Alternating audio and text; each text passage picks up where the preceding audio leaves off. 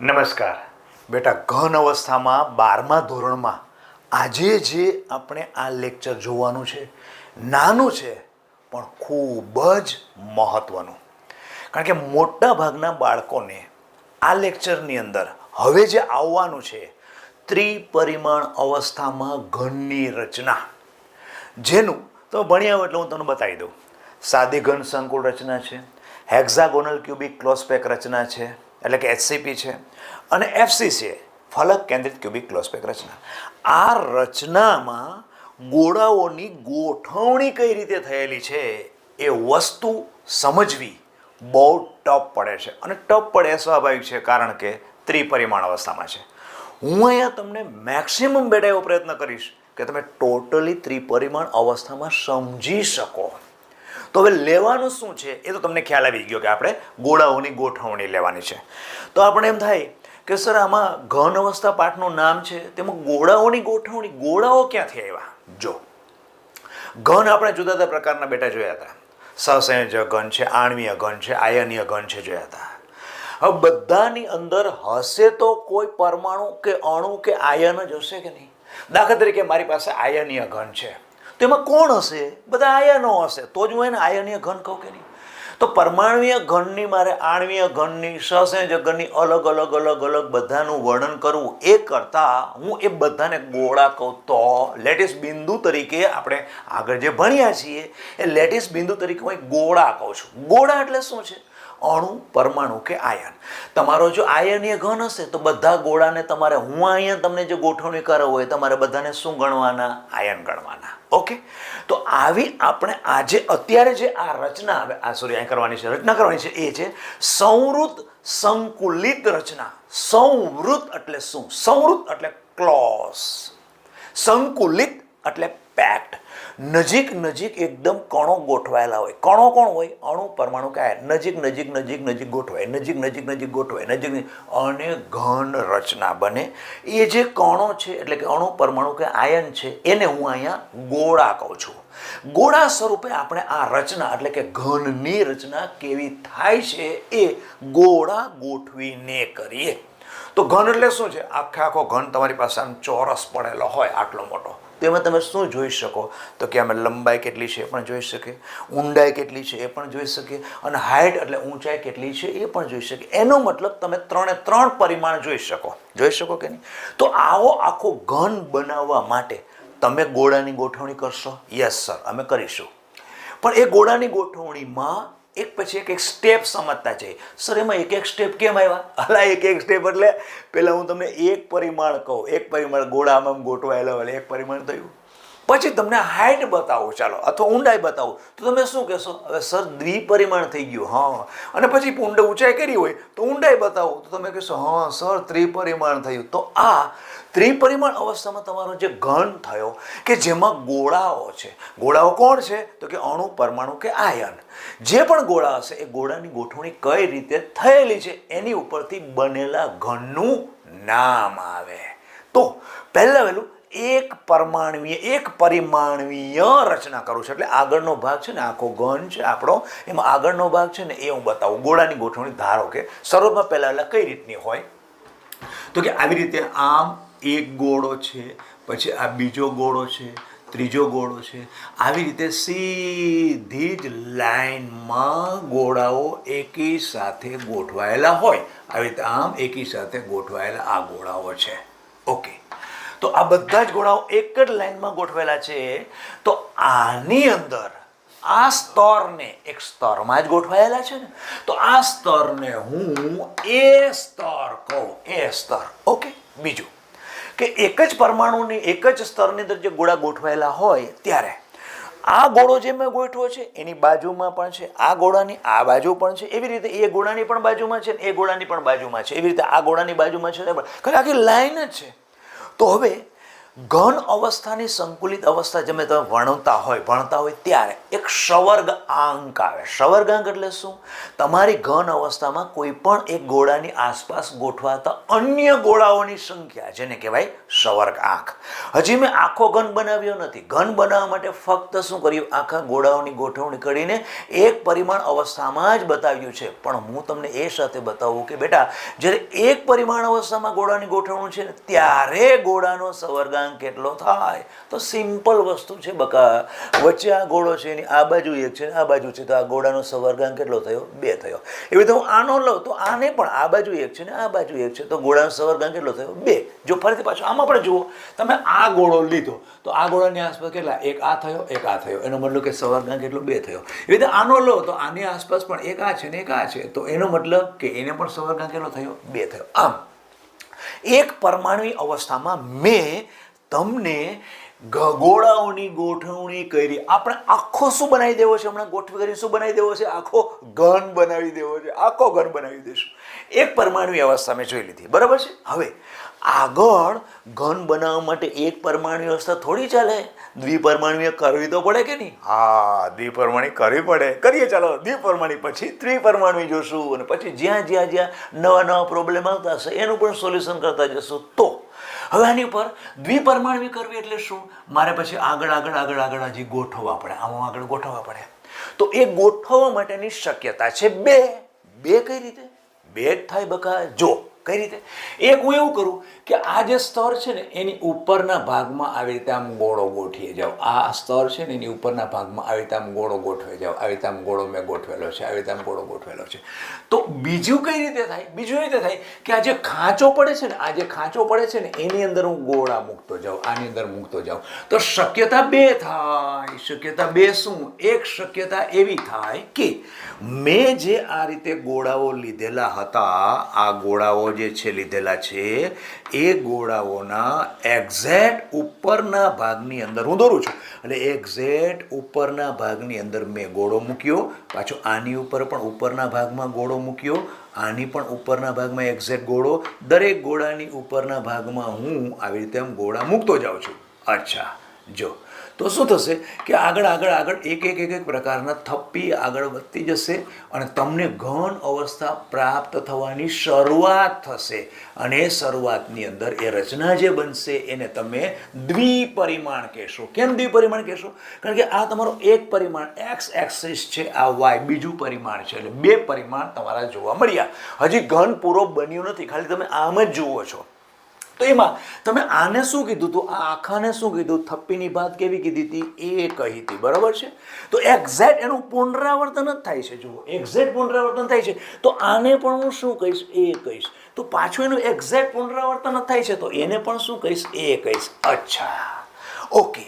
તો આવી આખી જે રચના થઈ એમાં શું સર સવર્ગાંક લેવાનો? હા, સવર્ગાંક તો બેટા બધે જ લેવાનો. અચ્છા, આવી પ્રકારની રચના થઈ એમાં ગોળાનો સવર્ગાંક કેવો થાય? ગોળાનો સવર્ગાંક કેટલો થાય? જો તો કોઈ પણ ગોળો એક લઈ લઉં. આ એક ગોળો મેં લઈ લીધો, તો એની આસપાસ ગોળા, એના સંપર્કમાં ગોળા કેટલા? આ એક છે, આ એના સંપર્કમાં બીજો છે, આ એના સંપર્કમાં ત્રીજો છે, આ એના સંપર્કમાં ચોથો છે. તો આમ કરીએ તો આખા સવર્ગાંક કેટલો થયો? આનો 4 સવર્ગાંક થયો. અને રચના એ જે ગોળાના કેન્દ્રથી જોડવામાં આવે તો રચના પણ તમારી કેવી બને છે? ચોરસ બને છે. હવે આ કઈ રચના થઈ? આ રચના થઈ દ્વિપરિમાણવીય સંકુલ રચના. દ્વિપરિમાણમાં સંવૃત સંકુલ રચના થઈ. ઘન બનવામાં આપણે આગળ જઈએ છીએ. એમાં કોઈ પણ એક ગોળાનો સવર્ગાંક પણ જોઈ લીધો, ખબર પડી. તો આ રચનાને આપણે દ્વિપરિમાણ અવસ્થામાં કહીએ છીએ કે જ્યારે સ્તરની ઉપર સ્તર, સ્તરની ઉપર સ્તર, ગોળાની ઉપર ગોળો, ગોળાની ઉપર ગોળો એવું ગોઠવતા જઈએ તો સર આ રચનાને એક્ઝેક્ટ શું નામ આપીશું? ચોરસ. આ સંકુલને દ્વિપરિમાણમાં ચોરસ સંવૃત સંકલન કહે છે. ચોરસ સંવૃત સંકલન કેમ? એને આ રીતે પણ કરી શકો, અને બીજું જ્યાં ગોઠવેલું છે એમાં પણ જો ચોરસ બને છે, આ ચોરસ બને છે. હવે એને હું મારી રીતે તમને પ્રેક્ટિકલી બતાવું છું. શું થયું છે કે નહીં? એ પહેલું સ્તર જુઓ, પછી બીજું સ્તર જુઓ, આ ત્રીજું સ્તર જુઓ, 3 સ્તર જુઓ બેટા.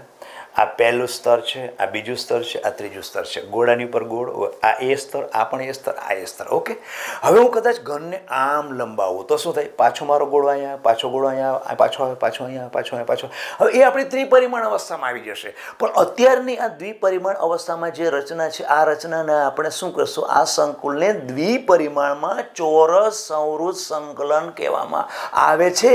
અને આ જે દ્વિપરિમાણીય સંકુલ છે, ચોરસ સંવૃત રચના છે, એની અંદર ગોળાનો સવર્ગાંક કેટલો? 4. 4 કઈ રીતે? 4 જુઓ, આ ગોળો વચ્ચે લઈ લો, તને સંપર્કમાં કોણ? એક નીચેનો, બીજો કોણ? ઉપરનો, એક કોણ આ બાજુનો, એક કોણ આ બાજુનો, એટલે 2 આ થયા અને 2 આ થયા. એનો મતલબ કેટલા ગોળા થયા? સંવૃત રચના કે સંકલન કરવા ચોરસ સંવૃત રચનાની અંદર મધ્યસ્થ કોઈ પણ એક ગોળો લ્યો. આ રચના આખી આગળ હોય, હા, તો આનો પણ તમે સવર્ગાંક નક્કી કરી શકો. તો એનો પણ 4 જ થાય બકા. કઈ રીતે? જો 1 2 3, 3 એના સંપર્કમાં છે, હું ચોથો અહીંયા મૂકી દઉં તો શું થઈ? 4 સવર્ગાંક થયો કે નહીં? આમ દ્વિપરિમાણ અવસ્થામાં આ રચનામાં સવર્ગાંક કેટલો થયો? 4 સવર્ગાંક થયો. ક્લિયર થઈ ગયું? શું કર્યું? ફરીથી હું તને બતાવું છું. આખો ઘન બનાવવાનો છે. પહેલાં મેં એક પરિમાણીય અવસ્થામાં લાંબી ગોળાઓની ગોઠવણી કરી નાખી.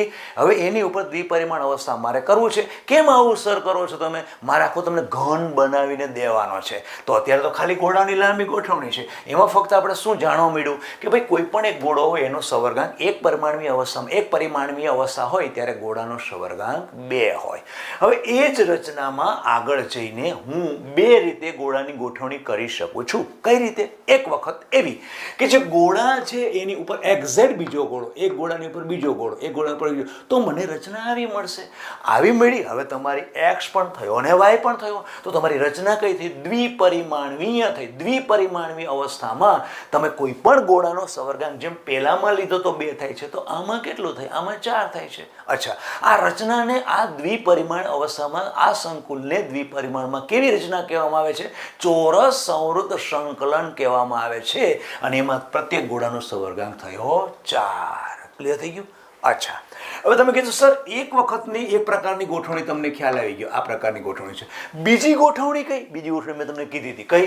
જે આ જે ગોળાઓ ગોઠવાય છે ને આ જે ગોળાઓ ગોઠવાય છે, દાખલા તરીકે આને એક સ્તર ગણો તમે, ચાલો એક સ્તર, તો વચ્ચે જગ્યા છે ને, આ જગ્યા છે ને, આ જગ્યા, એની ઉપર ગોળાની ગોઠવણી કરો વચ્ચેના ભાગની અંદર. એટલે કે જે આ જગ્યા છે ને, આ જગ્યા, આ જગ્યા, આ જગ્યા, આ જગ્યા, આ જગ્યા, આ બધી જગ્યા આનો કાઢી નાખવાનું કે આપણે કરી લીધી. તો શક્યતા 2 છે. બીજું સ્તર ગોઠવીને દ્વિપરિમાણીય અવસ્થા રચવા માટે શક્યતા 2 છે. એક શક્યતા તમે પૂરી કરી. પહેલી શક્યતા કઈ પૂરી કરી? ગોળાની ઉપર ગોળો, ગોળાની ઉપર ગોળો. તો તમારે સ્થપ્પીની ભાત કેવી થઈ? એ એવું થઈ. હવે એવું કરશો કે એમાં જે વચ્ચે જગ્યા છે એમાં ગોઠવો તો આવી રચના થશે. આવી રચના જુઓ કઈ રીતે? ધારો કે આપણો આ સ્તર એ છે, એની વચ્ચે જગ્યા એટલે આ જગ્યાની વાત છે, આ જગ્યા, પછી બીજી જગ્યા આ, તો એની જગ્યા આ, ત્રીજી જગ્યા આ, તો ત્રીજી જગ્યા આ, જો એવી રીતે ચોથી જગ્યા આ, તો અહીંયા. તો વચ્ચે જે ગોળાઓ વચ્ચે આખી પહેલી થપ્પી છે એની અંદર જગ્યા છે, એની ઉપર હું ગોળો મૂકું, એની ઉપર ગોળો મૂકું, એની ઉપર ગોળો મૂકું, એની ઉપર ગોળો.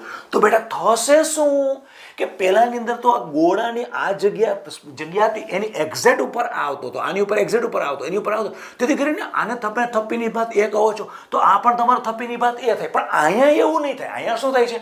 આ જો ગોળો છે એની એક્ઝેક્ટ ઉપર નથી આવતો, આ ગોળો છે એની ઉપર નથી આવતો, આ ગોળાની ઉપર નથી આવતો. એનો મતલબ એવો થયો કે જો તમે આને એ કહેતા હોય તો આ તમારો શું થયો? બી થયો. ક્લિયર? હવે તમારે તો દ્વિપરિમાણ અવસ્થા કરવી છે. તમારો એક્સ તો આ છે જ, વાય તમે આગળ જાઓ એટલે તમારે આગળ લઈ જવું પડે.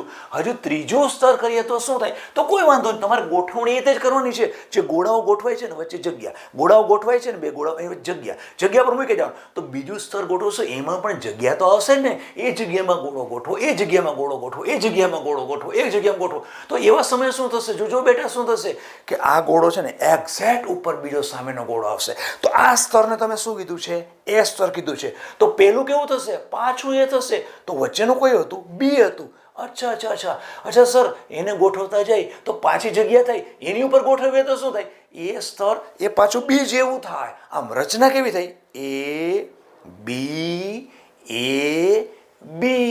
જુઓ અહીંયા જોઈએ. હવે જો આ આપણી સ્તર કેવો હતો એ હતો, એની જગ્યામાં ખાંચો જે પડે છે અવકાશ, એની અંદર મૂકીએ છીએ ગોળો, એની અંદર મૂકીએ છીએ, તો આ સ્તર આના જેવું આ સ્તર ન હોવાને કારણે મેં આને એ કીધું, તો આ કયું સ્તર થયું? બી થયું.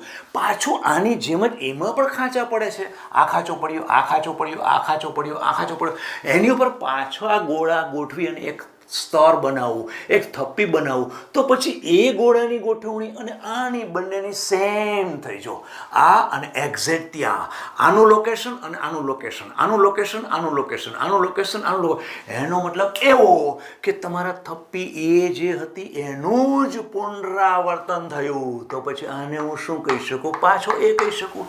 હવે પાછું આગળ લઈએ તો આના ખાંચામાં પડે એમાં એક ગોઠવીએ, તો આના ખાંચામાં પડે છે એમાં પાછું એક ગોઠવીએ, આ બે ખાંચો પડે છે એમાં પણ એક ગોઠવીએ, આ ખાંચો પડે છે એમાં પણ એક ગોઠવીએ. તો તમે વિચારો બેટા, જો પાછું જે બી નું પુનરાવર્તન થશે. આ કયું સ્તર હતું? બી. તો આ પણ કોણ આવ્યો? પાછો બી. એની જગ્યા સેમ લોકેશનમાં આવ્યો, આ પણ સેમ લોકેશનમાં આવ્યો, આ પણ સેમ લોકેશન. એનો મતલબ કે આ સ્તર તમારું કેવું થયું? બી થયું.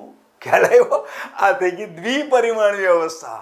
અચ્છા સર, હવે થોડો ખ્યાલ આવી ગયો, બરાબર છે. પણ હવે એ પણ બતાવો કે આવા પ્રકારની દ્વિપરિમાણ અવસ્થા તમે કરો છો ત્યારે કોઈ પણ એક ગોળાનો સવર્ગાંક કેટલો? અરે સર, એમાં કહેવાનું હોય? આની જેમ જ કરી લેશું અમે. એમ? હા, કરો કોઈ પણ. ચાલો લઈ લો. આ વચ્ચે જે આવ્યું એ લઈ લીધો. ઓકે, આ લઈ લીધો. ચાલો, આ આવી ગયો, આને મેં લઈ લીધો, આ લઈ લીધો. કેટલા ગોળા થાય છે? જો 1 2 3 4 5 6 થયા કે નહીં? આખા 6 થઈ ગયા. તો આ પ્રકારની રચનાને આપણે શું કહેશું? દ્વિપરિમાણીય ષષ્ઠકોણીય. ષષ્ઠકોણીય કેમ કહે? એટલે કેન્દ્ર જોડો. આમ આમ આમ આમ આમ અને આમ. કેવી રચના થઈ? દ્વિપરિમાણીય અવસ્થામાં છે. અને દરેક ગોળાનો સવર્ગાંક કેટલો થયો? 6. એ 6 ગોળાના કેન્દ્રને જોડવાથી જે રચના બને છે એ રચના કેવી બને છે? ષષ્ઠકોણીય. એટલા માટે આ પ્રકારની દ્વિપરિમાણ અવસ્થાની રચનાને કહેવાય દ્વિપરિમાણીય ષષ્ઠકોણીય સંકુલ રચના, કે જેમાં પ્રત્યેક ગોળાનો સવર્ગાંક હોય 6. ઓકે, પાછું લઈએ, કરીએ, કાલ્પનિક કરીએ. ચાલો, પહેલા ગોળાની ગોઠવણી કરી, યસ. એક પરિમાણીય, યસ. હવે બીજું સ્તર ગોઠવવા માંડી શક્યતા 2. એમ 2 કઈ રીતે? એક શું કરવાનું? એમાં ઉપર જે છે એમાં આગળ ચાલતા જાઓ. આવી ગઈ. બીજું, એ જે સ્તર છે એમાં ખાંચા પડે ને એમાં એક મૂકીએ જાઓ. થપ્પી બનાવવાની આગળ બને, ખાંચા પડે મૂકતા જાઓ, ખાંચા પડે મૂકતા જાઓ. તો એમાં અમને મળ્યું એ બી મળ્યું. અચ્છા, આ દ્વિપરિમાણ, આ દ્વિપરિમાણ. ઓકે, આમાં સવર્ગાંક કેટલો મળ્યો? જોઈ લીધો. કોઈ પણ ગોળાની આસપાસ 4 અન્ય ગોળા વીંટળાયેલા હોય, સંકળાયેલા હોય, સંમિલિત હોય, જોડાયેલા હોય, તેથી કરી શકે સંપર્કમાં હોય, તેથી કરીને સવર્ગાંક 4. આવી રચના કરી જ્યારે એ બી થાય છે ત્યારે એવા સમયે કોઈ પણ એક ગોળાનો સવર્ગાંક 6 છે, કારણ કે 6 ગોઠવાયેલા છે. તેથી 4 છે અને રચના તમે ગોળાના કેન્દ્રને જોડો છો તો કેવી થાય? ચોરસ. તેથી કરીને આ પ્રકારની રચનાને, આ પ્રકારના સંકુલને દ્વિપરિમાણમાં ચોરસ સંકુલ રચના કહેવાય. તો આને શું કહેવાશે? ષષ્ઠકોણીય. ષષ્ઠકોણીય કહેવાશે ને. દ્વિપરિમાણ અવસ્થામાં ષષ્ઠકોણીય સંકુલ રચના, કે જેમાં ગોળાનો સવર્ગાંક 6, જેમાં ગોળાનો સવર્ગાંક 4. ઓકે, થપ્પીની વાત એ થપ્પીની વાત એ બી. હવે વિચારો, આમાં જગ્યા વધારે રહી બેટા. જો જ્યારે આ જગ્યાએ પેલામાં ગોળો આવી જાય છે, અહીં ગોળો આવી જાય છે, તેથી નેચરલી છે કે દ્વિપરિમાણ અવસ્થા 2 પ્રકારની ગોઠવણ તમે દર્શાવી એમાં શ્યોરલી ડેમ શ્યોર કહી શકો કે જો આ પ્રકારની રચના હોય ને ત્યારે તમારી અવકાશ વધારે હોય, આમાં અવકાશ ઓછો હોય. હા, એ વસ્તુ છે. હવે આના પછી આગળ લઈએ. હવે આ આખી રચના જે બંને છે એને ત્રિપરિમાણ અવસ્થામાં લઈ જવી છે. ત્રિપરિમાણ અવસ્થામાં લઈ જવી છે એટલે દ્વિપરિમાણ અવસ્થા તમારી સામે છે. હવે મારે આખો ઘન બનાવવો હોય તો આનો આખો ઘન બનાવો, આમ અને આમ ગોઠવું. તો બેટા થશે શું? આ ગોળો ગોળો ગોળો ગોળો બધાની ઉપર ગોળા ઉપર ગોળા ગોળો ગોળો ગોળો ગોળો ગોળો ગોળા ઉપર ગોળા મૂકતો જાઓ તો મને એ થપ્પીની પાછું જે મળ્યા છે ને એ જ થપ્પી પાછું આગળ ગોળો ગોળો ગોળો ગોળો ગોળો ગોળો આમ મૂકતો જાઓ તો પોઝિશન કેવી થાય આખી લાંબો લાંબો આખો ઘન બની જાય કે નહીં અને એ પોઝિશન આ ટૂંકમાં તમારી આમ સામે છે ઓકે એની પાસે પાછા સેમ ટુ સેમ આની ઉપર મૂકો પાછા સેમ ટુ સેમ મૂકો પાછા સેમ ટુ સેમ મૂકો પાછા સેમ ટુ સેમ મૂકો તો આખી પોઝિશન કેવી થઈ આખી સળંગે સળંગ ચાલતી જાય અને એમાં આ નીચેના ચાર ગોળા અને ઉપરના ચાર ગોળાના કેન્દ્રને જોડો તો આખો તેલનો ડબ્બો આવ્યો એટલે પોઝિશન કેવી થશે જો આખી પોઝિશન આવી તમને જોવા મળશે આખી આવી પોઝિશન જોવા મળશે જેના પ્રત્યેક ખૂણા ઉપર એક એક ગોળો હોય આવી પોઝિશન જોવા મળી આ તમારો જે ઘન બન્યો ને આ જે ઘન બન્યો ને એનો આ નાનામાં નાનો પુનરાવર્તિત એકમ હશે થોડું એઝ્યુમ કરો અહીંયા તમે ચાર ખૂણા છે એ ચાર ખૂણાના પાછા ચાર ખૂણા કરો એટલે તમે આમ જ માનો ને કે એક તમારો તેલનો ડબ્બો થયો એની બાજુમાં બીજો તેલનો ડબ્બો એની બાજુમાં ત્રીજો તેલનો ડબ્બો આની ઉપર તેલનો ડબ્બો આની ઉપર તેલનો ડબ્બો આની ઉપર તેલનો ડબ્બો એનો કે તેલના ડબ્બાની આપણે લાઈન જ કરવાની છે એ તેલનો ડબ્બો આખો તમારો જે ઘન બન્યો ને આ ઘન બન્યો ને એ ઘનનો શું થયો એકમ કોષની વ્યાખ્યા શું છે બેટા એ જ વસ્તુ છે ને શું સ્ફટિક લેટિસ રચનાની અંદર જે નાનામાં નાની ગોઠવણીનું વારંવાર પુનરાવર્તન થાય એ નાનામાં નાની ગોઠવણી એટલે કે એ પ્રકારની રચના કે જેને આખા ઘન સ્ફટિક લેટિસનો કહેવાય એકમ કોષ તો આ એકમ કોષમાં ચાર ખૂણા ઉપર ચાર ખૂણા નીચે ગોળાઓ ગોઠવ્યા ચાર ઉપર ચાર નીચે 8 ગોળા થયા તો આ એકમ કોષ કયો થયો આદિમ એકમ કોષ તો આદિમ એકમ કોષ તમારો જો ઘનની અંદર હોય અને તમારી જે ઘનની રચના બને એ રચનાને શું કહેશો સાદી ઘન સંકુલ રચના ક્યુબિક ક્લોઝ પેક એરેન્જમેન્ટ સાદી એકદમ ક્યુબિક એટલે સાદી ઘન સંકુલ રચનામાં એકમ કોષ તમે બહાર કાઢો ત્યારે એકમ કોષના ચાર ખૂણા અને ચાર ખૂણા ઉપર ગોળા મૂકો નીચે ગોળા મૂકો ટોટલ 8 ગોળાથી તમારો એકમ કોષ બનેલો હોય એ એકમ કોષને આપણે કહીએ છીએ આદિમ એકમ કોષ સાદી ઘન સંકુલ રચના પૂરી થાય આ અઘરું નથી બેટા અહીંયા હવે અઘરું છે અહીંયા બહુ ટફ છે હવે બહુ અઘરું છે હવે તમે આ પ્રકારની ગોઠવણીમાં કાંઈ નથી કર્યું એની ઉપર ગોળા ઉપર ગોળા ગોળા ઉપર ગોળા ગોળા ઉપર ગોળા દ્વિપરિમાણ થઈ ગયું દ્વિપરિમાણને એમ જ કરો ને આમ ખેંચી લીધું આખો ઘન બની ગયો પછી વચ્ચેના કોઈ પણ એક જગ્યાએથી ખૂણામાંથી ડબ્બો બહાર કાઢી લીધો એ તમારો તો એકમ કોષ હવે બીજા પ્રકારની ગોઠવણી છે કે જે તમારી વચ્ચે જગ્યા હતી એને તમે ગોઠવ્યું અને થપ્પીની બહાર એબી થઈ ગઈ ઓકે હવે આ આખી રચના આખો આ ભાગ છે ને આખું સ્તર છે એની ઉપર મારે ત્રિપરિમાણ અવસ્થા કરવો છે આને જે મોટી રચના કરી હતી ને એવી રીતે આને પણ મારે શું કરવી છે મોટી રચના કરવી છે આખી એ પણ ઘન બનાવવો છે તો એના માટે આખું સ્તર છે ને એ સ્તરને હું એ કહું છું આખું સ્તર છે ને એને એ સ્તર કહું છું સમજો ઓકે હવે સ્તર કેવું છે જો આ પ્રકારનું સ્તર છે બેટા જો કેવી રીતે આ એટલા માટે કે આ બે ગોળાઓ છે એની વચ્ચેના ભાગમાં અહીં ગોઠવાઈ ગયો આ બે ગોળા છે એની વચ્ચેના ભાગમાં ગોઠવાયો આ બે બીજું સ્તર કેવી રીતે ગોઠવાય આ રીતે આ બે ગોળા છે એની વચ્ચેના ભાગમાં પછી આ બે ગોળા બને છે એની વચ્ચેના ભાગમાં છિદ્ર પડતું હોય અહીં ગોઠવાયો પાછો આ બે ગોળા છે વચ્ચે છિદ્ર પડતું હોય ત્યાં ગોઠવાયો આ બે ગોળા છે છિદ્ર પડતું હોય ત્યાં આ ગોઠવાયો આમ આ જે છે આને તમે એ સ્તર કહો છો આ બી સ્તર છે અને પાછું એનું રૂપાંતર પુનરાવર્તન થાય છે જો એની એક્ઝેટ ઉપર આવે છે આ એની એક્ઝેટ ઉપર આવે છે આ એની એક્ઝેટ ઉપર આવે છે હવે કદાચ આ છિદ્ર ઉપર તમે મૂકો ને તો આ ગોળો અને આ ગોળો બંને સેમ થાય એવી રીતે જો આ છિદ્ર ઉપર મૂકો ને તો આ ગોળો અને આ ગોળો બંને સેમ થાય એનો મતલબ કે આ સ્તરને તમે શું કહો છો બી કહો છો તો બીની ઉપર પાછું બી આવશે તો આમ રચના કેવી થઈ એ બી આવી રચના થઈ બરાબર હવે અહીંયા મારે આગળ બીજા ગોળાઓ ગોઠવતા જવાના છે એ પોઝિશન કેવી થશે એ જોવાનું છે કઈ રીતે હું મૂકીશ, મારે મૂકવાની રીત હું તમને આને કાઢી અને પછી પ્રયત્ન આની અંદર વધારે સમજવાનો બેટા કરવાનો છે. કરીએ. મોટા ગોળા હું ગોઠવું એટલે તમને ખ્યાલ આવશે હમણાં. જો આ એક મોટો ગોળો, આ બીજો, આ ત્રીજો, આ જે ગોઠવેલા હતા ને હમણાં એ જ પાછા હું આવી રીતે આમ ગોઠવું છું. મોટા આ નાના છે, આ મોટા કરું છું. તમે શું કર્યું છે, આ વચ્ચેના ભાગની અંદર આટલા ભાગની અંદર ગોળો એક ગોઠવેલો છે આવી રીતે. એવી રીતે અહીંયા પણ વચ્ચેના ભાગની અંદર આ ગોળો આખો ગોઠવેલો છે આ વચ્ચેના ભાગની અંદર. એવી રીતે અહીંયા પણ આ ખાંચો પડે છે ત્યાં પણ એક ગોળો આવી રીતે આમ ગોઠવેલો છે. ઓકે, આવી રીતે આમ કરેલો છે. હવે મારે શું કરવું છે, આને હું શું કહી દીધું, આખું એ સ્તર કહી દીધું. એટલે આ સેમ જ છે.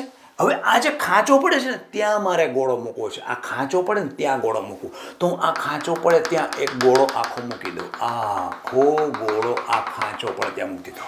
પછી આ ખાંચો પડે છે ને ત્યાં એક ગોળો મૂકી દીધો. આ ગોળો મેં આખો અહીંયા મૂકી દીધો. આ આખો ત્રુટક રેખાથી દર્શાવ્યો. પછી આ ખાંચો પડે છે ને ત્યારે મેં એક ગોળો આખો મૂકી દીધો. જો આ ગોળો મૂકી દીધો. ઓકે, અચ્છા. હવે મારી ત્રિપરિમાણ અવસ્થામાં રચના ચાલુ થઈ ગઈ. હા બેટા, ખ્યાલ આવે છે કે નહીં? તો થશે શું કે અહીંયા એક પ્રકારનું છિદ્ર છે. જો આ છિદ્ર છે, આ છિદ્ર. હવે તમે એની પર ગોળો મૂકો એટલે ઢંકાઈ જાય. સીધી વાત છે. તો પોઝિશન કેવી થાય? પોઝિશન એવી થાય કે આ એક ગોળો છે, આ બીજો ગોળો છે અને આ ત્રીજો ગોળો છે. હું આ છિદ્રની વાત કરું, તમને ખ્યાલ આવ્યો ને? આ ત્રીજો છિદ્રની, આ છિદ્રની વાત કરું. ચાલો આ છિદ્રની વાત કરું છું. આ છિદ્ર તો આ 1, 2 અને 3. 1, 2 અને 3. તમે હવે શું કરવા માંગો છો? આ જે છિદ્ર છે ને, આ છિદ્ર છે ને એની ઉપર ગોળો મૂકવા માંગો છો. એટલે આ તમે આખું સ્તર એ કરી લીધેલું છે. આ જે એબી વાળો હવે એબી નથી. આ બધાને શું કરો છો? એની ઉપર હવે બીજું સ્તર આખું ઘન બનાવવા માંગો છો. તો આ છિદ્ર ઉપર તમે ગોળો મૂક્યો એટલે હું આ છિદ્ર ઉપર ગોળો આખો મૂકું છું. આખો તો તમારું છિદ્ર ઢંકાઈ જાય કે નહીં? તો હવે એ છિદ્ર જે વચ્ચે વોઇડ છે, અવકાશ છે, એ છિદ્રને નામ કયું આપવું? નામ આપવા માટે આ 3 છે. આ એક ગોળો, બીજો ગોળો અને ત્રીજો ગોળો એક જ સમતલમાં છે અને પેલો પછી આગળ છે. હવે એ જે ગોળો હોય એનું કેન્દ્ર, આનું કેન્દ્ર અને પેલાને જોડો, આનું કેન્દ્ર અને પેલાને જોડો, આને કેન્દ્ર પેલાને જોડો. અને પેલા તો ત્રણેય ભેગા જોડેલા જ છે. 1, 2 ને 3 આવી રીતે આમ 1, 2, 3. તો પોઝિશન કેવી થઈ? એક અહીંયા છે. તો તમારા ફલકની દ્રષ્ટિએ વિચારો તો કેટલા ફલક થાય છે? જો એક નીચે, એક બીજું, એક ત્રીજું અને એક ચોથું. થયા ને? 2, 3 અને 4.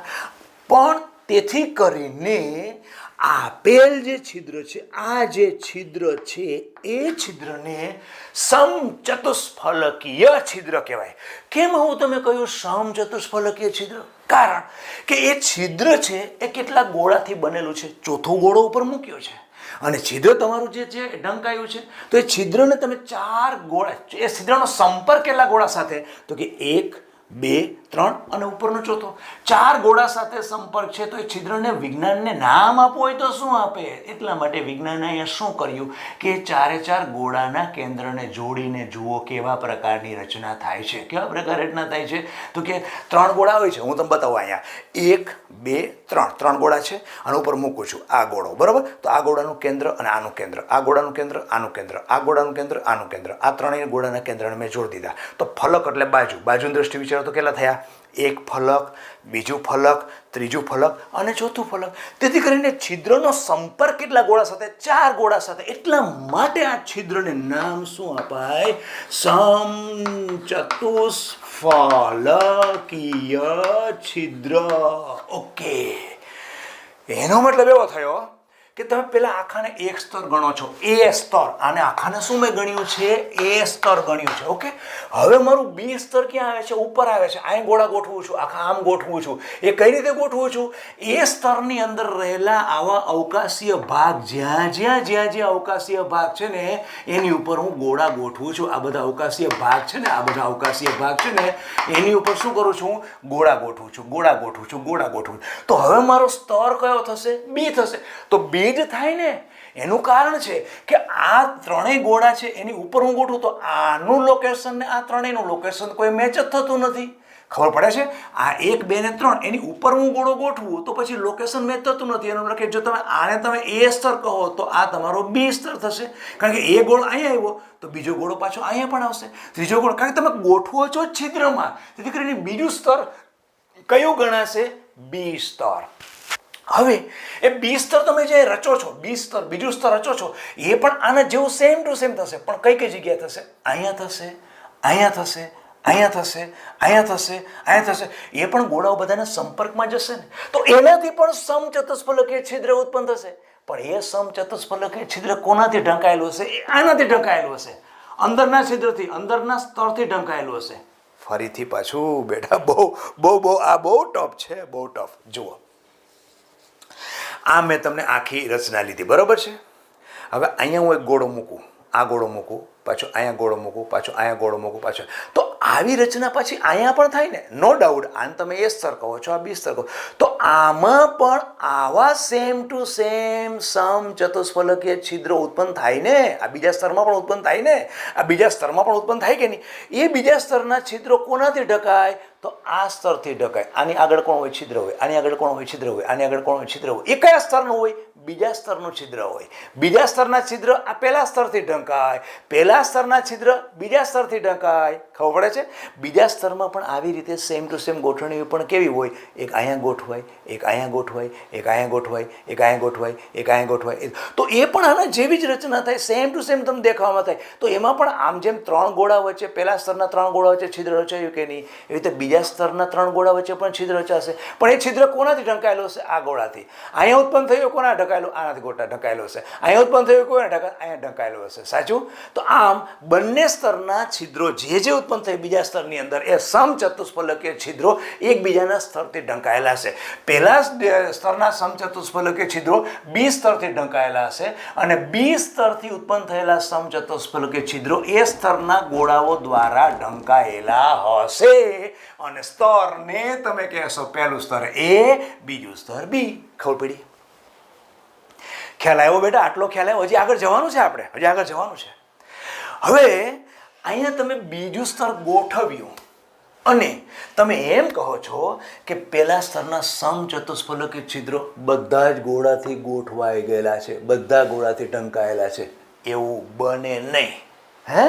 હા, બધાય ઢંકાય નહીં બેટા. એમાં એવા પણ છિદ્ર હોય કે 2 સ્તર થઈ ગયા ને, પણ તમે એમ જુઓ એટલે સીધો જ છેલ્લો ભાગ જોવા મળે, સીધો જ કાણું જ જોવા મળે. એવું કઈ રીતે? કહો. જો, આ પહેલો સ્તર છે તમારો, પહેલો સ્તર. જો આ 1 2 અને 3 આ પહેલો સ્તર છે. 1 2 અને સ્તર પહેલા સ્તરનું આ લીધું. હવે તમે ક્યાં ગોળો મૂકશો? ક્યાં મૂકશો? એક અહીંયા મૂકશો, એક અહીંયા મૂકશો, અને એક અહીંયા મૂકશો. એટલે આની ભાષામાં હું તમને કહું તો ક્યાં મૂકશો? એક આ છિદ્ર ઉપર મૂકશો. આ છિદ્ર જે બને છે એટલે તમે એક અહીંયા મૂકશો. પછી બીજું છિદ્ર અહીં બને છે એટલે અહીંયા મૂકશો. ત્રીજું છિદ્ર અહીં બને છે એટલે અહીંયા મૂકશો. ઓકે, હવે એને હું મૂકું છું. જો કઈ રીતે મૂકું? તમે જે રીતે મૂકવાનું મેં તમને કીધું નહીં, તો સેમ ટુ સેમ મૂકવાનું કીધું. જો આ રીતે મૂકી દીધું, જોઈ લો.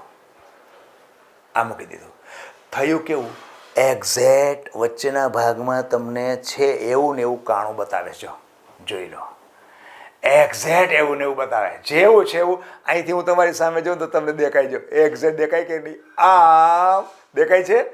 ઓકે, જો એ ગોળો આમ ઢકાશે ને ત્યાં તમારું છિદ્ર ઢંકાઈ ગયું. જો આમ ઉપર આવી ગયો ને, આમ આવી ગયો તો પણ કોણ વચ્ચેના ભાગમાં કેવું થશે? આ છિદ્ર ઢકાવા જાવ તો ઘણા છિદ્રો કેવા રહી જશે? ખુલ્લા રહી જશે. આવી રીતે આમ ખુલ્લા રહી જશે. જો આ છિદ્ર કયું ઢકાયું? આ સમચતુર છિદ્ર ઢકાયું, આ ઢકાઈ ગયું, આ ઢકાઈ ગયું. અને વચ્ચેના ભાગની અંદર આ બધાને તમે ઢાંકવા ગયા તો વચ્ચેના ભાગમાં આ છિદ્ર તો ઢંકાયું જ નહીં. ખ્યાલ આવે છે? આમ કરવાથી આ છિદ્ર તો ઢંકાયું જ નહીં. પરિણામે ફરીથી પાછું આની અંદર જોઈએ છો, આની અંદર. ચાલો, હું આમાં હવે તમને છે ને એવી વસ્તુ બતાવું. આ જ ગોળાની અંદર તમે મેં કર્યું ને હમણાં એ જ વસ્તુ બતાવું. જો આ એક ગોળો, પછી આ બીજો ગોળો, અને આ ત્રીજો ગોળો. ઓકે, એટલે કે આ 1, આ 2 અને આ 3. બીજું સ્તર તમે કઈ રીતે રહી છું? તો કે આ સમચતુર છિદ્ર છે ને ઢાંકો. આને પણ ઢાંકો. એને પણ ગોળાઈમાં જગ્યા હોય ને, જગ્યા જોઈને રાખવા માટે જગ્યા તો જોઈને એને. ઓકે, તો એવું વચ્ચે વચ્ચે ક્યાંક બને કે જેમાં વચ્ચે છિદ્ર ઢંકાય જ નહીં. જો અત્યારે આ ચતુષ્ફલકીય છિદ્ર છે, સમચતુષ્ફલકીય. આ પણ સમચતુષ્ફલકીય છે, આ પણ સમચતુષ્ફલકીય છે, આ પણ સમચતુષ્, કારણ કે અહીંયા ગોળો હશે ને, આવી રીતે આમ ગોળો હશે ને, આવી રીતે આમ ગોળો નહીં હોય, આવી રીતે આમ ગોળો હોય ને, આ આખો ગોળો હોય, એવી રીતે અહીંયા પણ એક ગોળો હોય, એવી રીતે આની અંદર પણ ગોળો હોય. તો હું ત્રણની વાત કરું તમને. હવે આને ઢાંકવા માટે હું અહીંયા એક ગોળો મૂકું, આને ઢાંકવા માટે એક ગોળો આખો આવી રીતે આમ મૂક્યો, આમ મૂક્યો. એવી રીતે આ છિદ્રને ઢાંકવા માટે મેં બીજો ગોળો મૂક્યો, આ બીજો ગોળો મૂક્યો. આ છિદ્ર ઢાંકવા માટે આ બીજો ગોળો મૂક્યો. આ છિદ્રને ઢાંકવા માટે મેં ત્રીજો ગોળો મૂક્યો. જો ત્રીજો ગોળો મૂક્યો. તો શું થાય, આ વચ્ચેનું છિદ્ર છે ને એ ઢંકાયું નહીં. જોયું? ખબર પડે છે? પાછું જુઓ. આ એક, આ બે અને આ ત્રણ. આ ત્રણ મૂળ એક સ્તરના એ સ્તરના હતા. બી સ્તર મેં શું કર્યું તો કે આ છિદ્રને ઢાંકવા માટે એક ગોળો લીધો. બીજા સ્તર આ છિદ્રને ઢાંકવા માટે મેં બીજો ગોળો લીધો, આ બીજો ગોળો લીધો. આ ત્રીજા સ્તરને ઢાંકવા માટે મેં ત્રીજો ગોળો લીધો, આ ત્રીજો ગોળો લીધો. તો આ છિદ્ર ન ઢંકાયું, આ ઢંકાઈ ગયું, આ ઢંકાઈ ગયું, આ ઢંકાઈ ગયું, પણ આ ઢંકાયું નહીં. ખબર પડે છે? એટલે આ છિદ્ર ઢંકાઈ ગયું, આ છિદ્ર ઢંકાઈ ગયું, કે આ છિદ્ર ઢંકાઈ ગયું, આ છિદ્ર ઢંકાઈ ગયું. આ એક, બે ને ત્રણ ઢાંકવા ગયા તો એની જે બાઉન્ડ્રી હોય ને, બાઉન્ડ્રી ટચ થાય તો આ બાકી રહી જાય. તો એ છિદ્ર કેવું હશે તો કે અંદરના ત્રણ ગોળા હતા ને એનાથી છિદ્ર મને આવું મળેલું હતું. આ જે અંદરનું છિદ્ર છે ને, અંદરનું જેલું મૂળ છિદ્ર હતું ને એ કેવું હતું, આ પ્રકારે હતું. જો એનું શિરોલંબ દિશા આ પ્રકારની હતી. હવે જે બાકીનું જે બહેનું છે ને, જે નથી ઢંકાયું, એ કેવું છે, એ આવું છે, એ આવું છે. જો આવું. તો આ પ્રકારનું છિદ્ર છે જેમાં 8 ફલક જોવા મળે. તેથી કરીને આ પ્રકારના છિદ્રને કહેવાય અષ્ટફલકીય છિદ્ર. અષ્ટફલકીય છિદ્ર. ઓકે, તો તમે ત્રીજું સ્તર રચ્યું ત્યારે અષ્ટફલકીય છિદ્ર ઉપર તમે ગોળો મૂકવા જાઓ તો મૂકતી વખતે તમને તો આખું કાણું જ દેખાય છે. જે ગોળો મૂકો છો તેની સામેની પાછળ તો કોઈ ગોળો જ નથી. એનો મતલબ આ સ્તર તમારું કેવું કહેવાય, સી સ્તર કહેવાય. અષ્ટફલકીય છિદ્ર ઉપર તમે મૂકો ને એટલે કેવું કહેવાય, સી. પાછું મેં જોયું અહીંયા કાણું છે, એની પર મૂક્યું તો આ કેવું થાય, સી સ્તર. એની જગ્યાએ પાછું કાણું દેખાય છે, એની પર મૂકો તો એનું કેવું થાય, સી સ્તર. અચ્છા, તો શક્યતા બે છે. શું શક્યતા?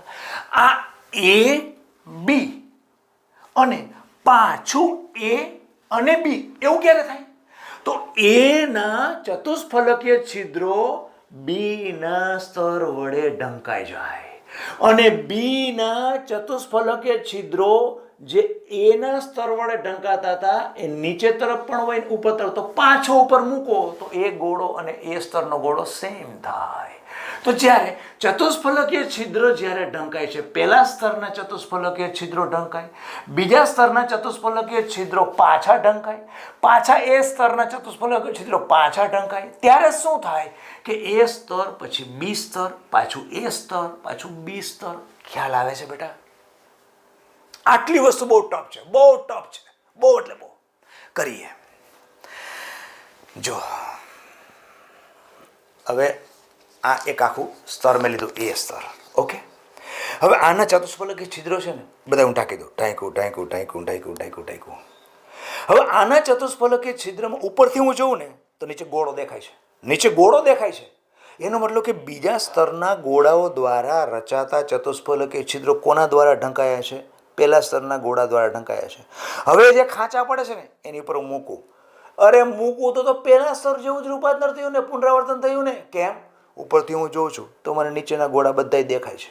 ચતુષ્ફલકીય છિદ્ર બીજા નંબરના સ્તર છે ને, આ દાખલા તરીકે બીજા નંબરના સ્તર હું મૂકવાની અંદર આ રીતે આમ ગોળો મૂક્યા, આ બધા ગોળા પર મૂકતો જાઉં છું. ઓકે, આ બધા ગોળા મેં મૂક્યા, સોરી આ મૂકું છું. ઓકે, આ મૂક્યા.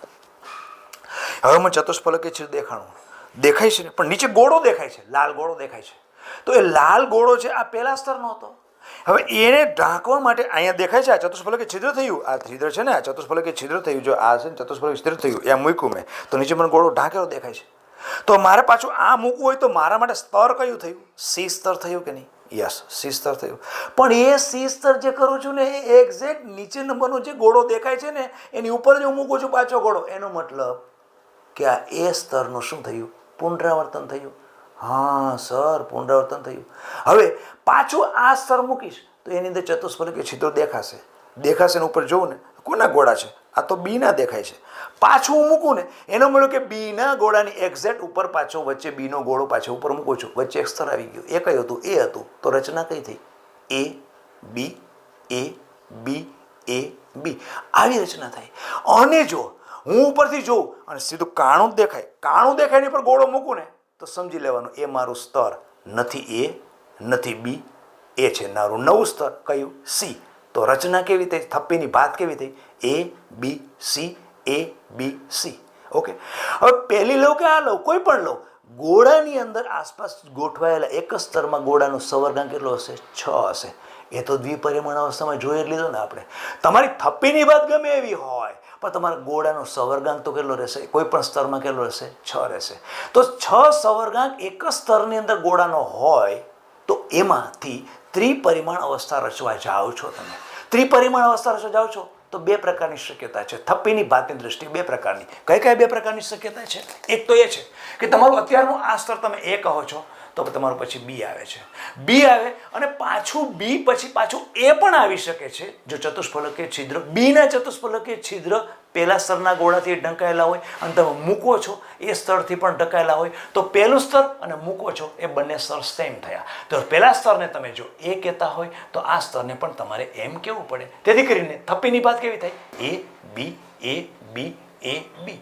અને પહેલું સ્તર તમારું થઈ ગયું, એની ઉપર તમે બીજું સ્તર મૂક્યું અને ઘણા છિદ્રો એમનેમ જ દેખાય છે, નીચે એ ગોળો દેખાતો જ નથી. અને પછી તમે મૂકવા જાઓ છો તો એ તમારું ત્રીજું સ્તર નવું સ્તર છે. કેમ? તો કે એક પણ ગોળો નીચે દેખાતો નથી. એનો મતલબ કે એ તમારા થપ્પીના ગોળાનું જે ગોળો મૂકવા જાઓ છો એ આના જેવો લોકેશન વાળો એકે અંદર ગોળો દેખાતો નથી. એનો મતલબ કે એના દ્વારા એવા છિદ્રો ઢાંકતા જાઓ છો તમે તો તમારું નવું સ્તર રચાય ને એ રચનાને થપ્પીની ભાત કહેવાય સી. તો રચના કઈ થઈ? થપ્પીની ભાત કેવી થઈ? એ બી અને સી.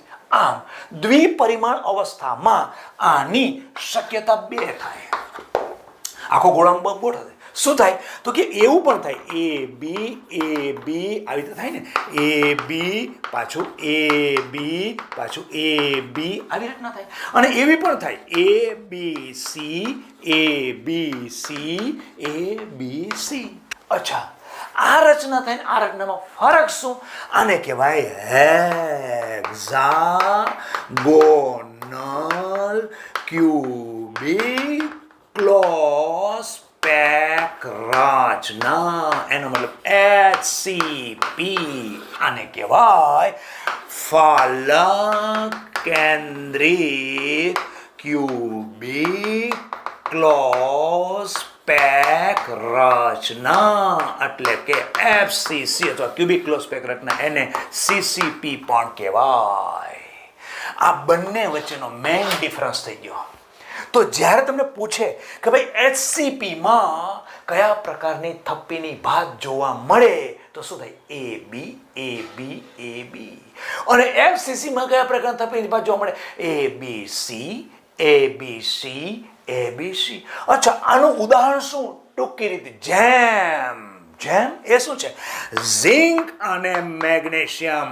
ઝિંક અને મેગ્નેશિયમ. અને આનું સિક્કો એટલે સિલ્વર અને કોપર. એટલે કે સિલ્વરનો સ્ફટિક તમે લો તો સિલ્વરના પરમાણુની ગોઠવણી પહેલા સ્તરની, પછી પાછળ બીજા સ્તરમાં સિલ્વર હોય અને ત્રીજા સ્તરમાં સિલ્વર હોય. 3 સ્તરની ગોઠવણી સિલ્વર પરમાણુની જુદી જુદી હોય.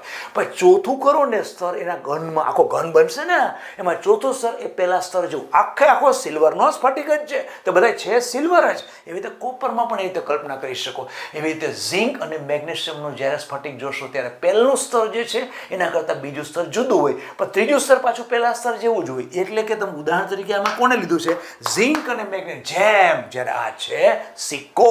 આ રચના મેઇન હતી. એટલે કે ફરીથી આખું હું તમને કહું તો એક પહેલા શું ગોઠવ્યું આપણે? 1 2 3 4 આખી લાંબી ગોળાની ગોઠવણી કરી. એક પરિમાણ. દ્વિપરિમાણ કરવા માટેની 2 શક્યતા. એક શક્યતા એવી જે ગોળાઓ છે ને ઉપર એ અને ગોઠવતા જાઓ. ઓકે, જે ગોળા છે એમ વચ્ચે ખાંચા પડે છે ને ત્યાં ગોઠવતા જાઓ. દ્વિપરિમાણ પૂરું થઈ ગયું. હવે ત્રિપરિમાણ કરશો એટલે આખો ઘન બનશે. તો આમાં તો શું કરો, જેવી થપ્પી દેવાય ને એક્ઝેક્ટ કોપી પેસ્ટ કરો, સેમ સેમ સેમ સેમ, આખો ઘન બની ગયો. એનો મતલબ કે તેલના ડબ્બાની ગોઠવણી એવું લાગે. એમાંથી કોઈને વચ્ચે કાઢી લીધો, તમારો એકમ કોષ થઈ ગયો. સાદી ઘન સંકુલ રચના, એનો આદિમ એકમ કોષ થયો. ઓકે, આની શક્યતા દ્વિપરિમાણ શું છે, આખું તમારું દ્વિપરિમાણ થઈ ગયું. હવે ત્રિપરિમાણમાં જાઓ છો. ત્રિપરિમાણમાં તમે ક્યાં ગોળા ગોઠવો છો ભાઈ, તો કે જેમાં ખાંચા દેખાય છે ને, આ બધા ખાંચા દેખાય છે ને, એ ખાંચા પર ગોળો મૂકી દઈએ છીએ. અચ્છા, તો પછી એ જે સ્તર, હવે આખું એક સ્તર છે, એની પર મૂકો છો ને, તો એ સ્તરને તમારે આના કરતાં જુદું નામ આપવું પડશે, એટલે બી સ્તર થયું. બી સ્તર થયા પછી આવા ખાંચા જે પહેલા સ્તરમાં હતા ને, એ બી સ્તરમાં પણ જોવા મળશે. પણ બી સ્તરના ખાંચામાં બે શક્યતા છે. એક તો સીધું કાણું એમનું દેખાતું હશે, અને બીજું એવું પણ થશે કે એ કાણું છે ને, તમે સામે નીચે લાલ પ્રકારનો આપણે મોડેલ બતાવ્યા બેસથી નીચે તમને ગોળો દેખાતો હશે. જો એ ચતુષ્ફલકીય છિદ્ર તમે કહેતા હોય, એની ઉપર તમે ત્રીજું સ્તર રાખો છો, એનો મતલબ કે પહેલો ગોળો અને આ ગોળો, એટલે કે આ સ્તર અને પહેલું સ્તર પુનરાવર્તન થાય છે. તો રચના તમારી થઈ એ બી. અને પેલો કાણું દેખાય છે, સીધો અવકાશ દેખાય છે, એની ઉપર ગોળો રાખો, તો એનો મતલબ કે એ પ્રકારે જો તમે સ્તર રચવા માંગતા હોય તો એ સ્તર બાકીના બે સ્તર સાથે સામ્યતા ધરાવતું નથી. તેથી કરીને એ સ્તરને તમે શું કહેશો, સી સ્તર કહેશો. તો આમ આ રચના અને આ રચનામાં ફરક શું, તો કે ધાત્વિય સ્ફટિક જુદા જુદા પ્રકારની આવી પરમાણુની ગોઠવણી ધરાવતા હોય છે. તો આવા પ્રકારની એબી વાળી કોણ કરાવતા હોય, તો કે ઝિંક અને મેગ્નેશિયમ, જેમ અને પેલિકોન, સિકો, સિલ્વર અને કોપર. ઘણા બધા આના ઉદાહરણ પણ છે, આના પણ ઘણા બધા ઉદાહરણ છે. પણ આ રચના થાય કે આ રચના થાય, તમારા એક સમતલની અંદર કોઈ પણ ગોળાનો સવર્ગ તો તમારો 6 થાય. તો આ રચના કઈ થઈ, હેક્સાગોનલ ક્યુબિક ક્લોસ્પેક રચના અને પેલી ફલક કેન્દ્રિત ક્યુબિક ક્લોસ્પેક રચના. અને હવે બેટા આના ઉપરથી હું તમને થોડો એક દાખલો આપું અને એની ઉપરથી થોડું સૂત્ર કઈ રીતે બનાવવું ને એની ટૂંકી રીત બતાવો તમને. ટૂંકી રીત એટલે જ્ઞાનની દ્રષ્ટિએ છે, કોઈ ટ્રીકને નહીં. એમ ટૂંકી રીત એટલે શું છે, કોઈ પણ આ એસસીપી અને સીસીપી જે રચના એટલે કે એફસીસી રચના મેં જે કીધી, એમાં અષ્ટફલકીય છિદ્રની સંખ્યા એ ગોળાની સંખ્યા જેટલી હોય. ઓકે, આ ગોઠવણી તમે જે કરો છો એ કોની, જેમ કે આયનીય સ્ફટિક હોય ને, એમાં ધન આયન ને ઋણ આયન હોય. ઋણ આયન ઓલવેઝ ધન આયન કરતાં મોટો હોય, અને આ ગોઠવણી કોણ કરે, એ ઋણ આયન જ કરે. ઓકે, એટલે જે પણ આપણે આ ગોઠવણી આયનીય સ્ફટિકની તમે કરતા હોય ને, તો તમારે ગોઠવણી જે ગોળાઓ છે એ ગોળાની ગોઠવણી મેં તમને જે કહી એ કોણ હોય, ઋણ આયન હોય. ઓકે, અને ઋણાયનની આ ગોઠવણીથી બે પ્રકારના છિદ્રો થાય, એ પણ આપણે ખબર પડી ગઈ. કયા, અષ્ટફલકીય છિદ્ર અને ચતુષ્ફલકીય છિદ્ર. ઓકે, હવે ધ્યાન રાખો, અષ્ટફલકીય છિદ્રોની સંખ્યા જેટલી આખા ઘનમાં હોય ને, એટલા જ તમારા ગોળા હોય. પણ કયા ગોળા, ઋણાયન. કેમ, તો કે ગોઠવણી કોને કારણે થયેલી છે, ઋણાયનને કારણે. તો ધનાયન ક્યાં હોય, ધનાયન નાના કદના હોય, એ પેલા છિદ્રમાં હોય. તો ગોઠવણી તમે જે દર્શાવો છો આયનીય સ્ફટિકની, એ કોની હોય, ઋણાયનની હોય. ઋણાયન જેટલા હોય એમાં અવકાશ તો રચવાનો, છિદ્રો તો રચાવાના છે. બંને પ્રકારના છિદ્રો ઋણાયની હોય, એટલે ચતુષ્ફલકીય પણ હોય અને અષ્ટફલકીય હોય. તો આખી સ્ફટિકીય રચના જે રચાય છે એમાં અષ્ટફલકીય છિદ્રોની જેટલી સંખ્યા હોય ને, એટલી જ ગોળાઓની સંખ્યા હોય. પણ કયા ગોળા, તો કે જેને ગોઠવણી કરી છે. ગોઠવણી કોણે કરી છે, ઋણાયને. તો ધનાયન ક્યાં હોય, એ તો શાંતિથી પહેલામાં ચતુષ્ફલકીય કે અષ્ટફલકીય છિદ્રમાં ગોઠવાઈ ગયો હોય. નાનો ધનાયન હોય તો ચતુષ્ફલકીયમાં જાય, મોટો હોય તો અષ્ટફલકીયમાં જાય. ખ્યાલ આવ્યો? તો આમ ગોળાઓની સંખ્યા જેટલું જ કોણ હોય, અષ્ટફલકીય સંખ્યા. એટલે કે ગોળાની સંખ્યા બરાબર અષ્ટફલકીય છિદ્રોની સંખ્યા, બે સેમ હોય. ઓકે, તો આખો સ્ફટિક છે એમાં ચતુષ્ફલકીય છિદ્ર કેટલા હોય, ચતુષ્ફલકીય અષ્ટફલકીય કરતા બમણા હોય. યાદ રાખવા માટે 4 દુ 8, દેશી રીત 4 દુ 8. ઓકે, તો અષ્ટફલકીય છિદ્ર કહો, અષ્ટફલકીય છિદ્ર બરાબર ચતુષ્ફલકીય,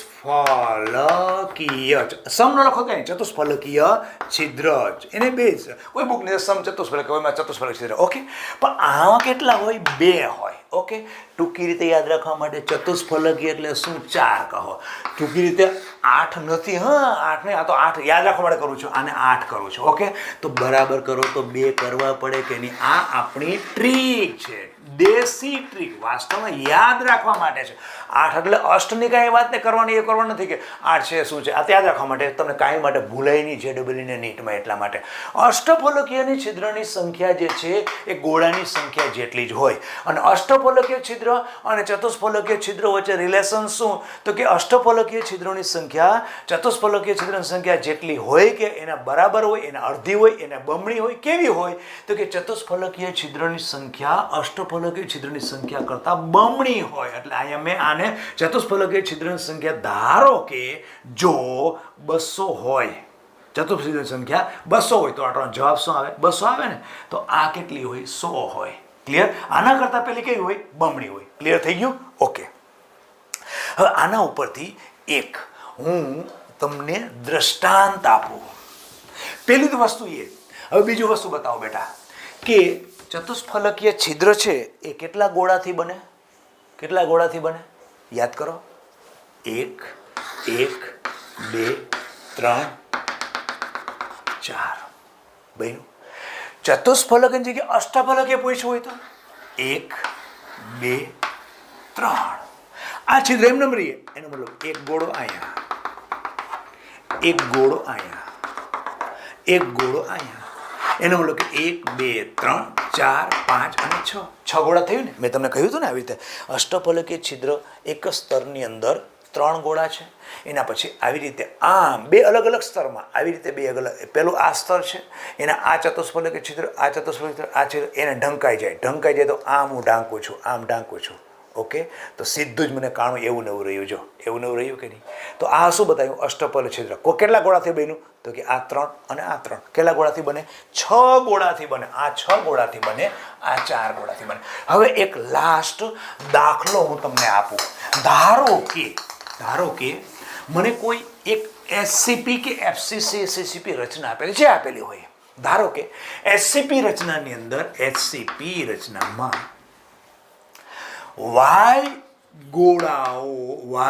જે ગોળાઓ છે એનાથી રચાયેલી છે આખી રચના. SCP રચના અને Y ગોળાથી રચાયેલી છે. અહીં તમે ધ્યાન રાખજો, Y ગોળાથી કીધું ને, એનો મતલબ રચના કોનાથી રચાઈ છે? Y ગોળાથી. એ ઋણાયન હોય, જો આયનીય સ્ફટિક હોય તો. અને આખી સ્ફટિકીય રચના રચાતા ઉત્પન્ન થતા ચતુષ્ફલકીય છિદ્રો જેટલા ઉત્પન્ન થાય છે ને, એના 2/3 ભાગમાં ધન આયન, એટલે કે X પડેલો છે. ધન આયન કદાચ ન કે X પડેલો છે, એટલે સમજી લેવાનું X પડેલો હોય ને છિદ્રમાં, એ ધન આયન જ હોય. ગોઠવણી જે SCP કે FCC ની થયેલી હોય ને, એ ગોળો જે પણ તમે A law, B law, C law, X Y જે પણ લો, એ ઋણાયન હોય. ઋણાયન કદમાં મોટો હોય, એનાથી જ ગોઠવણી થયેલી હોય. તો ફરીથી પાછો દાખલો તમને શું કહે છે એ કહું. એક SCP રચનામાં Y ગોળો સમાયેલો છે. Y ગોળાથી SCP રચના થઈ છે, અને એ રચનામાં ઉદ્ભવેલા ચતુષ્ફલકીય છિદ્રના 2/3 ભાગમાં X ગોળાઓ છે. તો આખા ઘનનું અણુસૂત્ર શું હશે? હા, બહુ સહેલી વસ્તુ છે બેટા. દાખલો પાછો બીજી વાર કહું. SCP રચના છે, આખો ઘન છે. કઈ છે? SCP રચના AB. અચ્છા, ઓકે. આ Y ગોળાથી બનેલી છે. અચ્છા, એનો મતલબ કે Y ઋણાયન છે. અચ્છા, એમાં ચતુષ્ફલકીય છિદ્રો છે. હા છે. એ ચતુષ્ફલકીય છિદ્રો જેટલા બધા છે ને, એના 2/3 ભાગમાં કોણ છે? ધન આયન X પડેલો છે. અચ્છા, તો આખા સ્ફટિક તમારા 2 ગોળાથી બનેલો છે. કોણ? X અને Y. તો સ્ફટિકનું સૂત્ર શું? અણુસૂત્ર શું? અચ્છા, એમ. ચાલો કરીએ, કાંઈ નથી. જુઓ, અષ્ટફલકીય છિદ્ર અને ચતુષ્ફલકીય છિદ્ર. ઓકે. હવે આ જો 1 હોય તો આ કેટલા હોય? 2 હોય. સીધી વાત છે. આના કરતા આ કેવા છે? બમણા છે. અષ્ટફલકીય છિદ્ર જેટલા હોય એટલા જ તમારા કોણ હોય? Y ગોળા હોય, કારણ કે Y થી તો બનેલું છે. હવે તમે ચતુષ્ફલકીય છિદ્ર જે રચાયા છે એના કેટલા ભાગમાં X છે? તો તો કે 2/3 ભાગમાં x છે એમ. તો આના 2/3 ભાગમાં x છે. પતી ગયું, જવાબ આવી ગયો. હે સર આવી ગયો. તમે સમજ્યા ખરા? જવાબ પછી પહેલા બેટા તમે સમજ્યા કે નહીં? આ ચતુષ્ફલકીય છિદ્ર છે એના કરતાં ચતુષ્ફલકીય છિદ્ર તમારે કેવા હોય? બમણા હોય. જેટલા અષ્ટફલકીય છિદ્ર હોય એટલા તમારા ઋણ y હોય. હવે તમને શું કહે છે? ચતુષ્ફલકીય છિદ્રોના 2/3 ભાગમાં x છે. જો ચતુષ્ફલકીય છિદ્રો તમારા બે તમે આની સાપેક્ષે લીધેલા છે, એના 2/3 ભાગમાં x છે, તો મૂકી દો અને સાદુરૂપ લઈ લો. 5મી પાસ, થમ્સ અપ, એવો દાખલો થયો. તો કરીએ ચાલો. શું થાય? 2 × 2 એટલે કે 2 × 2 એટલે 4/3x y. એનો મતલબ કે 4x = 3y. તો હંમેશા ધન n પહેલા લખાય, ઋણ n પછી લખાય. તો x પહેલા અને y પછી. x કેટલા? તો કે 4. y કેટલા છે? 3. તો આનું સૂત્ર શું થઈ ગયું? x 4 y 3. ક્લિયર થઈ ગયું બેટા? મેં આજનું આ સંકુલમાં મારો મેઇન ટાર્ગેટ તમને HCP અને FCC રચના સમજાવવાનો હતો. બહુ ઇઝી વેથી મેં તમને પ્રયત્ન કર્યો છે સમજાવવાનો, કારણ કે દરેક બાળકોને આ વસ્તુમાં એટલી બધી તકલીફ પડે છે. 3 ડાયમેન્શન પોઝિશન હોવાને કારણે મેં પણ તમને સમજાવ્યું, કદાચ તો પ્રોપર હજી ન પણ ખ્યાલ આવ્યો હોય, કોઈ વાંધો નહીં બેટા. ન ખ્યાલ આવ્યો હોય તો મને કોમેન્ટ બોક્સની અંદર અવશ્ય લખજો. હું પ્રયત્ન કરીશ કે તમારા ક્વેશ્ચનનું સેટિસ્ફેક્શન આપી શકું. અને અહીંયા આપણે આ લેક્ચર સ્ટોપ કરીએ. વધુ આવતા અંકે. નમસ્કાર.